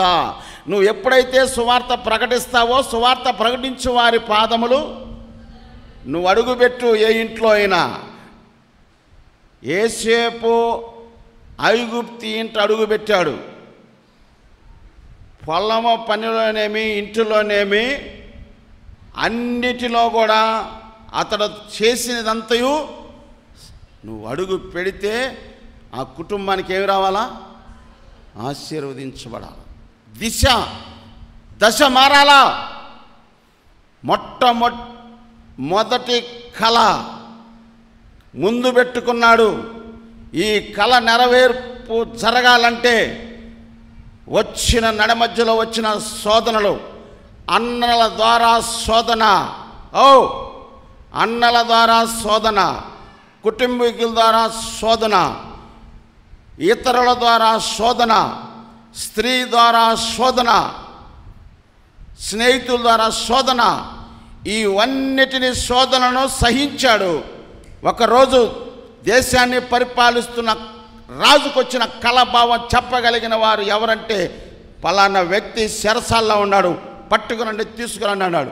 వచ్చాడు, జరిగిన కళకి జరగబోయే దాని గురించి చెప్పాడు. ఇంతటి జ్ఞానము గలవాడు ఎవడు లేడు. కాబట్టి నో ఎంట్రీ చెరసాల. ఇక్కడే రాజుగారు తర్వాత కళ చెప్పిన దాన్ని బట్టి ఈ వ్యక్తికి సింహాసనం మీద దేశాన్ని పరిపాలించే రాజుగా దేవుడు అభిషేకించి కృప చూపించాడు. ఎక్కడో గొర్రెలు కాస్తున్నవాడిని తీసుకెళ్ళి సింహాసనం మీద కూర్చుని యేసేపుని, నిన్ను నన్ను ఎందుకు యేసయ్య ఆ సీట్లో కూర్చోబెట్టడు? ఇహమందు కూర్చోబెడతాడు, పరమందు కూడా దేవుడు మిమ్మలను మీ పిల్లల్ని కూర్చోబెట్టునుగాక. మొదట వచ్చిన కళ నెరవేర్చబడాలంటే ఈ శోధనలు సహించాలి, ఓర్చుకోవాలి, క్షమించాలి, ప్రార్థించాలి. దానికోసం సమయం ప్రభువులో గడపాలి. ఇచ్చిన పవిత్రతను కాపాడుకోవాలి, పాపానికి దూరంగా వెళ్ళాలి. అప్పుడు నిన్ను, నీ పిల్లల్ని అనేకులకి పోషించే వ్యక్తిలాగా, ఉపయోగపడే సాధనములాగా పేరు, ఖ్యాతి, ఘనతని దేవుడిచ్చునుగాక. ఆమేన్. దయచేసి గమనించండి. యేసు ప్రభులు వారు కొండెక్కాడు, కూర్చున్నాడు. విపరీతమైన జనం వచ్చేసారు. వచ్చిన తర్వాత వాళ్ళకి రాజ్యాన్ని గురించి చెప్పి, సువార్త చెప్పి, వాళ్ళకి స్వస్థతలు చేసి, ఇక ప్రియమైన దేవుని బిడ్డలారా, వాళ్ళకు ఒకవేళ ఇంటికి వెళ్ళేటప్పుడు ఏమన్నా ఆకలి అయి పడిపోతారేమని ఆలోచన చేసి 5వ వచనం చదువుమా. 6వ అధ్యాయం, యోహాను సువార్త 6వ అధ్యాయం 5వ వచనం. కాబట్టి యేసు కన్నులెత్తి బహుజనులు తమ యొద్ద వచ్చుట చూసి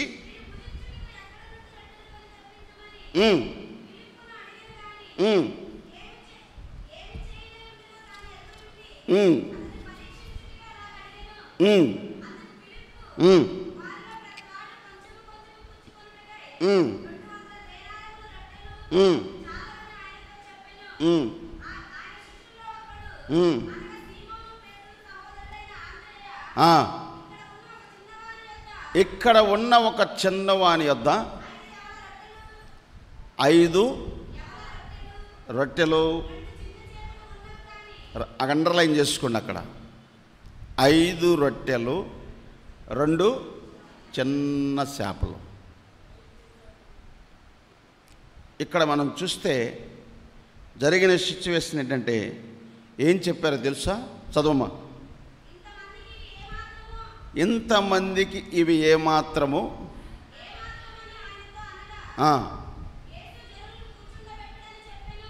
ఇటు చూడండి, ఇంతమందికి ఏమాత్రం అంటే యేసు ప్రభు ఏం చెప్పాడు? ఇంకంతే, రెండో మాట లేదు. ఇక జనులను నేను చెప్పింది మీరు వినరా నాయన అంటాడు. వెంటనే వాళ్ళని 50 మంది కాడికి క్రమంగా కూర్చోబెట్టారు. ఇంతకు మీరు క్రమంగా కూర్చున్నారా? ఇటు ఇటు క్రమంగా కూర్చున్నారా? వీళ్ళు కూర్చున్నారు, ఈ లైన్లో కూర్చున్నారు. మీరేంటండి ముగ్గురు ఇలాగా ఎలా ఉండాలో మీరు కూర్చుంటే? చర్చిలోకి ఎంట్రీ అవ్వగానే దైవజనులు ఎవరైనా మరి చూసినప్పుడు ఈ సంఘములో దేవుని సన్నిధి ఉన్నదని తెలుసుకునే ఆత్మను వారికి గ్రహించేటట్టు దేవుడు చేయనుగాక. మనం క్రమంగా ఉన్నదాన్ని బట్టి, మనం మాట్లాడే దాన్ని బట్టి, నువ్వు బస్సు ఎక్కినా యేసయ్యను గురించి, నువ్వు ఉంటున్న సంఘాన్ని గురించి సాక్ష్యాన్ని ఇవ్వాలి. నువ్వు వెళుతున్న సేవకురాల గురించి సాక్ష్యాన్ని ఇవ్వాలి. సాక్ష్యాన్ని ఇవ్వాలి. బైబిల్లో అదే జరిగింది. సువార్త ప్రకటించడం అంటే అదే. అయితే మీరు కూర్చోబెట్టమన్నాడు, క్రమంగా కూర్చోబెట్టారు. కూర్చోబెట్టిన తర్వాత యేసు ఆ రొట్టెలు పట్టుకొని కృతజ్ఞతాస్తుతులు చెల్లించి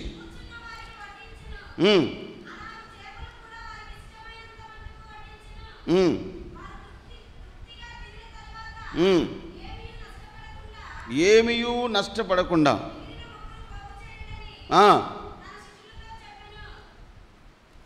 వాళ్ళకందరికీ ఎన్ని వేల మందికి? ఇంచుమించు 5,000 మందికి ప్రార్థన చేస్తే చూడండి, తీస్తూ ఉంటే వస్తూ ఉన్నాయి. అయితే ప్రియమైన దేవుని బిడ్డలారా, చాలా జాగ్రత్తగా వినాలి. కాబట్టి వారు భుజించిన తర్వాత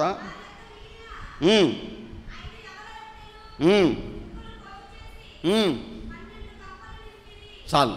ఈ 12 గంపలే ఎందుకు మిగిలినాయి? ఇంకా ఎక్కువ మిగలొచ్చు కదా, తక్కువ మిగలొచ్చు కదా. అమ్మా ఇటు చూడండి ఒకసారి. గంపలకి ఎందుకు ఎత్తారు? పారాయటానికా? తిన్నారు తృప్తిగా అంటే అర్థం ఏంటంటే, మీకు ఇక్కడ కానీ ఆత్మీయమైన ఆహారాన్ని తిన్న తర్వాత దాన్ని పారేయకూడదు. అంటే అర్థం ఏంటంటే, ఆత్మీయ ఆహారాన్ని హృదయంలో ఉంచుకుంటే, ఈ హృదయం అనే భూమిలో విత్తనం వేస్తే ఈ విత్తనానికి నీరు కట్టాల, ఇది ఎదగాల, ఫలించాల. ఇది ఫలించలేకపోతే ఫలించిన చెట్టును ఏం చేస్తారంట? నరికి పారేస్తారంట అగ్నిలో. మంచిది ప్రియమైన దేవుని బిడ్డలారా. ఎందుకు ఈ విషయాన్ని చెప్తున్నానంటే, ఆహారము అది శరీర సంబంధమైన ఆహారం అన్నారు కదా. ఇప్పుడు యేసయ్య శరీరాన్ని, రక్తాన్ని మనం తీసుకోబోతున్నాం. ఆయన శరీరము రొట్టెకి సాదృశ్యంగా ఉంది, ఆయన రక్తము ద్రాక్ష రసానికి సాదృశ్యంగా ఉంది. అయితే ఇక్కడ మనం చూస్తే 6వ అధ్యాయములో చూడమ్మా, 6వ అధ్యాయంలో 49వ వచనం. మీ పితరులు, హలో నేను ముగిచ్చేస్తున్నాను. మీ పితరులు అరణ్యములో మన్నాను తిని చచ్చిపోయారు. ఇప్పుడేనండి, అండర్లైన్ చేసుకోండి. 6వ అధ్యాయము యోహాను సువార్త, ఆ 6వ అధ్యాయము మొత్తం చదువుకోండిలే, ఇంటికెళ్ళి నాకు మంచిగా ఉంటుంది. ఎందుకైనా మంచిది. చదువమ్మా. దీనిని తినువాడు సావకుండునట్లు చప్పట్లు కొట్టు.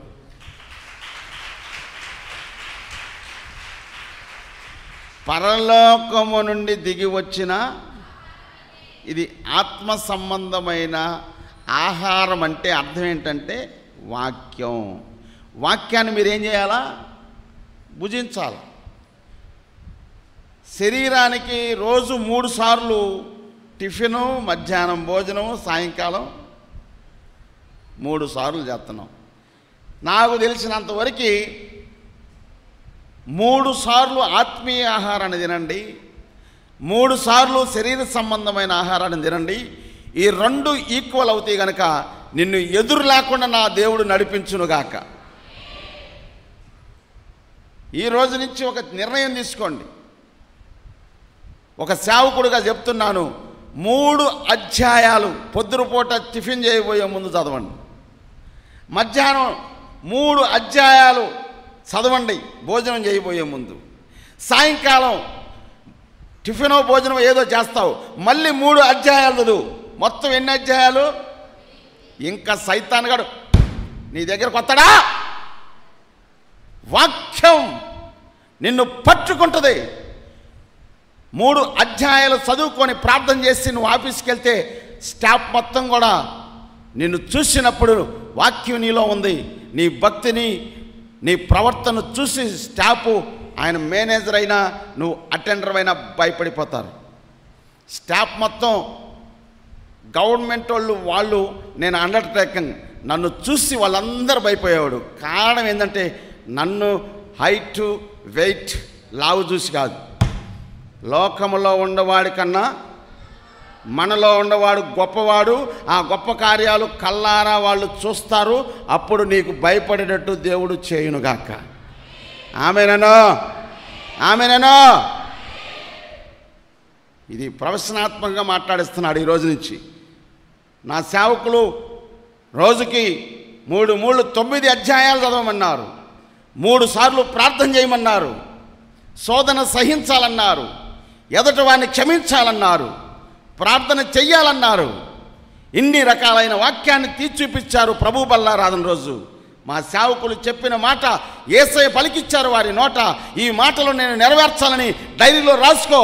మీదటికి ఇదే రోజు మీ కుటుంబంలో అద్భుతాలు అద్భుతాలు అద్భుతాలు జరుగునుగాక. ఒకవేళ మీ కుటుంబంలో ఏ అద్భుతం జరగలేదో ఇది చేసి చూడు. ఈ వాక్యాన్ని రాసుకో డైరీలో. ఇది చేసి చూడు. దేవుడు నా యేసయ్య మీ పక్షాన్ని నుండి అడుగున అద్భుతం చేయునుగాక. ఆమేనను, ఆమేనను, ఆమేనను. హల్లెలూయా. కొద్ది మాటలు ప్రభు దీవించునుగాక.